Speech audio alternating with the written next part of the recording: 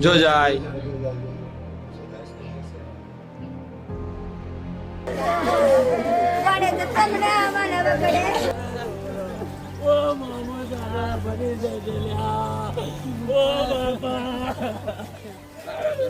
શરૂઆતમાં તમે જે સીસીટીવી જોયા અને પછી દ્રશ્યોમાં થતું કલ્પાંત જોયું એ 12 વર્ષના માસૂમ બાળક માટે છે, જેનો જીવ ગિરનારમાં સિંહે કરેલા હુમલામાં ગયો.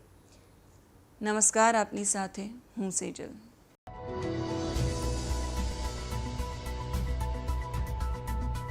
જૂનાગઢના ગિરનાર પર્વત પર બનેલી આ ઘટના ખરેખર કાળજું કંપાવે એવી છે અને અત્યંત પીડાદાયક છે. ખેડા જિલ્લાના મહેમદાવાદ તાલુકાના મોદજ ગામથી પરિવાર સાથે આવેલા 12 વર્ષના માસૂમ મયુરસિંહ ચૌહાણને એના કાકાના હાથમાંથી જ સિંહ ખેંચી ગયો. એ ઘટનાએ સમગ્ર ગુજરાતને હચમચાવી નાખ્યું છે. વહેલી સવારે મોજથી ખુશીથી કૂદતો 5મા ધોરણનો છોકરો માંડ ગિરનારના 50 પગથિયા ચડ્યો અને સિંહ આવ્યો અને ખેંચી ગયો. 12 વર્ષનો બાળક આમ સિંહનો ભોગ બને આ ઘટનાથી અરેરાટી વ્યાપે છે.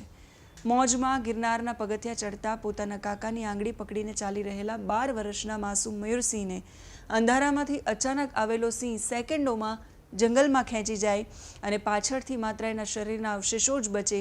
આ દ્રશ્યની કલ્પના માત્રથી કોઈ પણ માતા પિતાના કાળજાના ટુકડા કરી નાખવા માટે આ કલ્પના પૂરતી છે. સિંહે હુમલો કર્યો એ પહેલાં શું થયું હતું?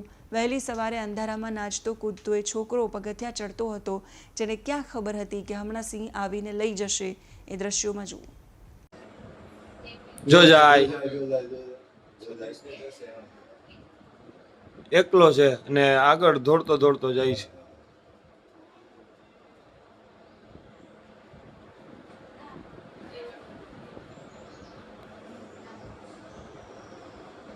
ના ના જેવા જેવા અહીંયાથી જ સીડી ઉપર જેવો ઓલા ધોડીને નીચે જો આયા ધોડીને આયા ને જો એ છોકરી પૂછશે શું થયું, જો જો પાછી વળી ગઈ. જો છોકરી પાછી વળી ગઈ.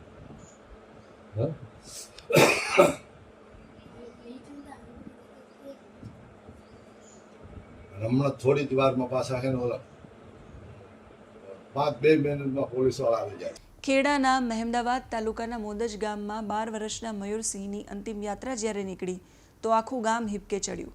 સ્થાનિક ધારાસભ્ય સહિત મોટી સંખ્યામાં લોકો એની અંતિમ યાત્રામાં જોડાયા.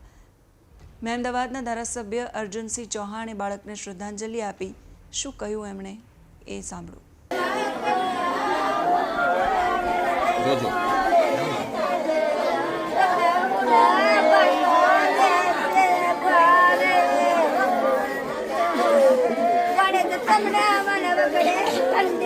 મારા મત વિસ્તારમાં મોદજ ગામ એક પરિવાર સાથે બધા જાત્રા કરવા ગયેલા જૂનાગઢમાં આ મયુર નામનો બાળક પણ પરિવાર સાથે જૂનાગઢની તળેટીમાં પગથિયા ઉપર મંડાણ જ્યારે કર્યું ત્યારે જ એના કાકાના હાથમાંથી જ આ સિંહે એનું મારણ કર્યું છે અને બાળકનું મૃત્યુ થયું છે. પરિવાર માટે આ દુઃખદ ઘટના કલ્પના બહારની ઘટના છે. પૂરો વિસ્તાર આપ જોઈ રહ્યો છો, સમાજ આ શોકમાં સહભાગી થવા આવ્યો છે. ભગવાન એના આત્માને શાંતિ આપે એવી વિશેષ પ્રાર્થના કરીએ છીએ. સરકારશ્રીમાં ગઈકાલે પણ અમે રજૂઆત કરી હતી. ગઈકાલ ઘટના થઈ ત્યારથી જ વન વિભાગ, અહીંના કલેક્ટર અને ખેડા જિલ્લાનું આખું તંત્ર મારા સંપર્કમાં છે. હજુ પણ જે પણ નાણાકીય સહાય થાય, દીકરો તો ગુમાયો છે, પણ સરકારમાંથી જે સહાય થાય એનો અમે પૂરો પ્રયત્ન કરીશું. ફરી એકવાર સદગત આત્મા માટે પ્રાર્થના કરીએ છીએ. આપણે વર્ષોથી ગર્વથી કહીએ છીએ કે ગુજરાતના સિંહ તો પાલતુ ગાય જેવા છે. એ ક્યારેય માણસ પર હુમલો નથી કરતા.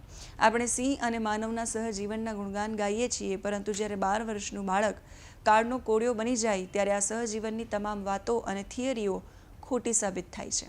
પણ આ ઘટનાના પ્રત્યક્ષદર્શીના જણાવ્યા પ્રમાણે સિંહને ટોર્ચ મારીને ચીસો પાડીને લોકો રંજાડતા હતા. ઇરિટેશનના કારણે સિંહે હુમલો કર્યો અને બાળકને લઈ ગયો. જે પરિવારે પોતાનો વંશ ગુમાવ્યો છે અને જઈને જો વન વિભાગ કે આપણે સહજીવનના પાઠ ભણાવીશું તો એમના ઘા પર મીઠું બભરાવા બરાબર હશે. વન્યજીવોને પોતાના શાંતિપૂર્ણ જીવનનો હક છે એ સ્વીકાર્ય છે, પણ માણસને પણ પોતાની સુરક્ષા અને જીવ બચાવવાનો એટલો જ બંધારણીય અધિકાર છે. મયુરસિંહનું આ રીતે જવું એ માત્ર એક અકસ્માત નથી, પણ આપણી આખી વન્યજીવ વ્યવસ્થાપન પ્રણાલી અને માનવીય નૈતિકતાની હાર છે. સિંહ ગીરનું ઘરેણું છે એ સાચું, પણ માણસનો જીવ સિંહ કરતાં સસ્તો નથી. જો આપણે સમયસર પ્રવાસીઓની વિકૃતિને નહીં રોકીએ, ગેરકાયદે સિંહ દર્શનને નહીં રોકીએ, રીલના સાવજોને નહીં રોકીએ, પ્રકૃતિનું અને સાવજોનું સાચું શિક્ષણ નહીં મેળવીએ અને વન વિભાગ કડક SOP નહીં બનાવે, તો ભવિષ્યમાં કોઈ માં ગિરનારના શરણમાં પોતાના બાળકને મોકલતા 100 વાર વિચારશે, કેમ કે ગિરનારમાં આવું પહેલાં ક્યારેય નથી બન્યું. આ પહેલી વાર થયું છે. આ ઘટના વિશે તમારું શું માનવું છે? આના જે કારણો છે એના વિશે તમારું શું માનવું છે? કમેન્ટ કરીને કહેજો.